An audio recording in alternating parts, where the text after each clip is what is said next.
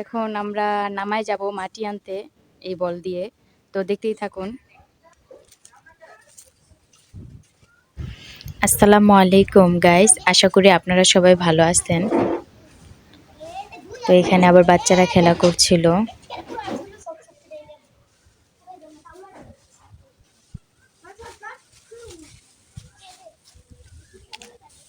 এখানে আমার এক ভাবি মাছ করছে, টাকি মাছ। ওনাদের ডেঙ্গা থেকে মারা হয়েছে এই মাছ, এটা কাটছে।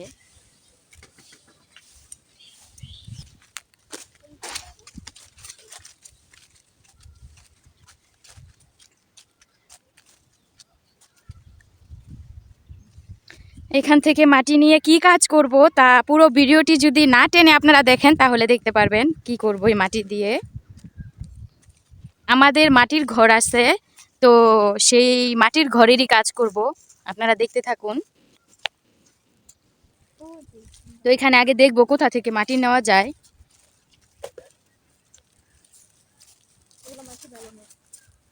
এই মাটিগুলো অবশ্য বেশি একটা ভালো না, এটি ভালো না মাটি। দেখি এখান থেকে নেওয়া যায় কিনা। এই যে এখানে ভালো আছে, এখানে একটু আছে ভালো।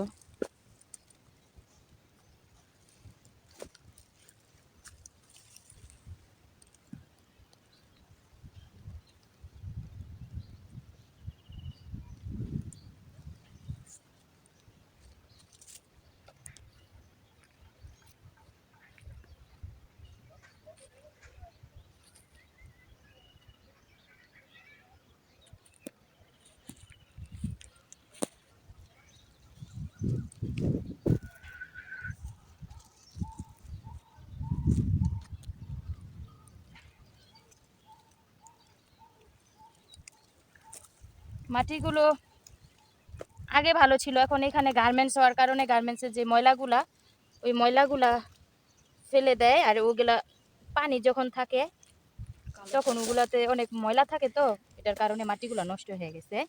আগে মাটি অনেক সুন্দর ছিল। আগে আমার দাদা আমার দাদু এর আগে এই মাটি দিয়েই ঘর বানাইতো, আর সেই ঘর এখনো আছে আমাদের। আপনাদের সেটা দেখাবো যে আজকে মাটির ঘরে কি কাজ করলাম মাটি দিয়ে। পুরো ভিডিওটি দেখতে থাকুন না টেনে, আর আশা করি ভালো লাগবে। উঠানো শেষ, মাটি উঠানো শেষ, এখন বাসায় যাব।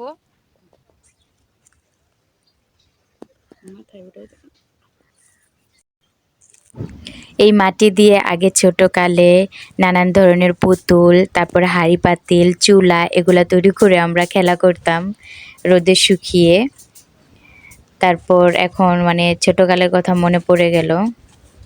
এখন আবার আমার আম্মু হেরা আবার মাটি দিয়ে এগুলা জোড়াইতো। তো মাটির ঘরে কি কাজ করব এখন দেখেন। এখানে মাটি এনে রেখেছি, আর এখানে যে গর্ত হয়ে গেছে। আর মাটির ঘরে পিছনের দিকে এটা, এই যেটা হচ্ছে মাটির ঘর, এটা পিছনের দিক। এখানে অনেক গর্ত হয়ে গেছে, তো এতগুলা গর্ত জোড়াতে পারবো না, শুধু এটা জোড়াবো কারণ এটা অনেক গভীর হয়ে গেছে, এটা গড়ে থেকে বাহিরে দেখা যায়, তাই এটাই করব।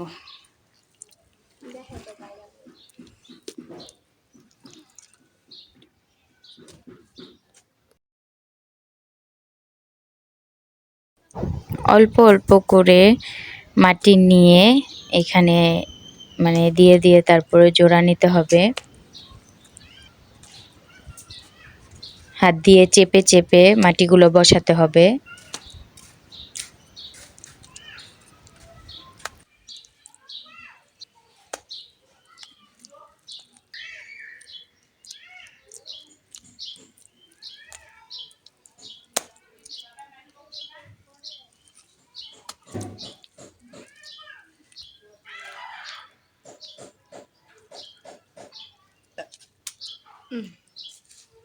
এখানে মাটি দিয়ে, এটা আমার দাদুর আমলের ঘর, আমার দাদু তৈরি করে গেছে, আমার দাদু দাদা হেরা।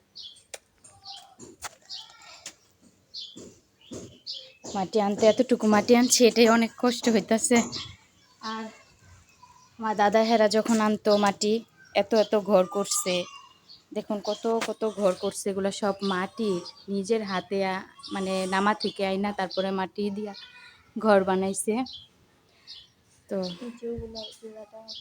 উঁচুগুলো জোড়া দিব, তো দেখতেই থাকুন।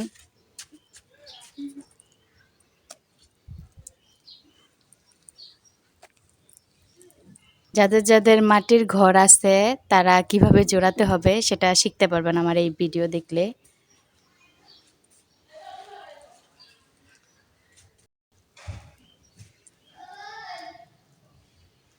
তো দেখতেই থাকুন।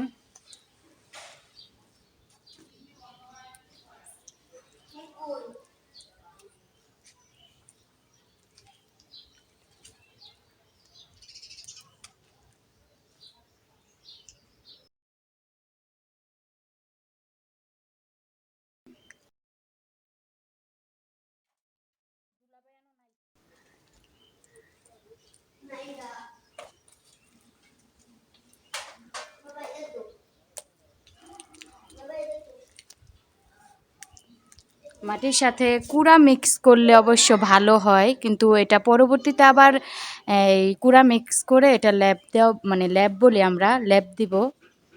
তো এখন আপাতত এটা জোড়া নিতেছি। যে গর্তগুলো হয়েছে সেই গর্তগুলো জোড়া নিতেছি। আগের মতো এখন আর মাটির ঘর নাই, কিন্তু মাটির ঘর আসলে অনেক শান্তির ঘর ছিল। এটা যাদের ছিল তারাই জানে।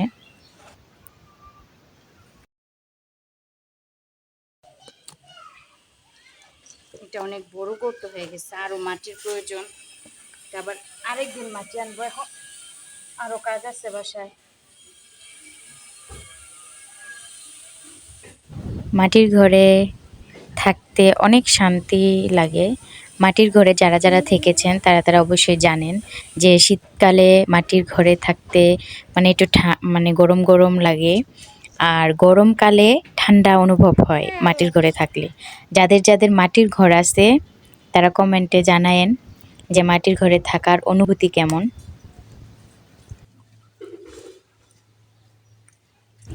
সামনেই তো রমজান, আর আগে আমার আম্মু দেখতাম যে যখন রমজান আসতো রমজানের কিছুদিন আগে মাটির ঘরগুলো ভালোভাবে, যে জায়গায় গর্ত আছে ওইখানে জোড়া লাগিয়ে মাটি দিয়ে তারপর মাটি পানিতে গুলিয়ে এটা দিয়ে ভালোভাবে লেপতো, মানে লেপলে বাড়ির সৌন্দর্য আরও বাড়তো।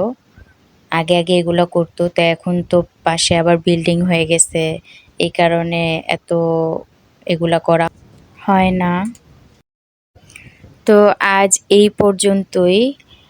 আর যদি আরও এরকম জোড়া লাগানো বা লেপার ভিডিও যদি আপনারা দেখতে চান তাহলে আমার কমেন্টে জানায়েন। আর আজকে এই পর্যন্তই, জোড়া নিলাম, এই পর্যন্তই জোড়া দিলাম। এতটুকু মানে জোড়া দিতেই অনেক হয়ে গেছে, আর আমার দাদু হেরা কত কষ্ট করতো।